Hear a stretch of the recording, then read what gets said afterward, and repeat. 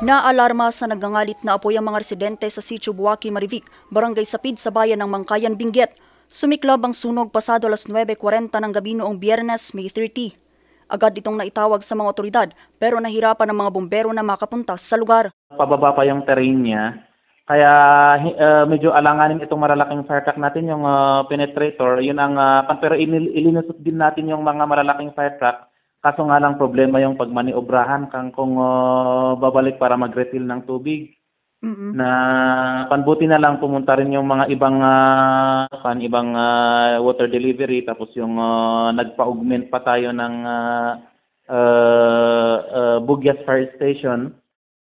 Inabot ng halos 2 oras ang pag-apulas sa apoy bago maideklara ang fire out alas 12 na ng madaling araw ng May 31.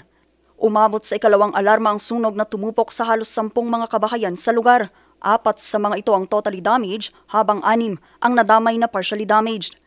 Yung origin niya is base na rin po sa initial investigation natin sa pagtatanong ng mga neighbors at saka sa nandun mismo is sabi nila is nanggaling doon sa storage area work area ng certain Mr. Melchor Cablitan.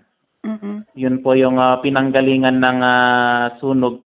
Isa rin ang naitalang sugatan sa insidente. Tumulong sa pag-apula ng apoy, sila yung pinaka first responder kasi. Na pantapos habang inaapula nila na nasagi siya sa yero, medyo nagkaroon siya ng slight na first degree burn sa may parte ng likuran ng neck niya tapos right shoulder. Iniimbestigahan pa ng mga otoridad ang naging mitya ng apoy at ang kabuang iniwang pinsala ng insidente. Ang mga nasunugan ay pansamantala munang nakikituloy sa kanilang mga kapitbahay sa lugar.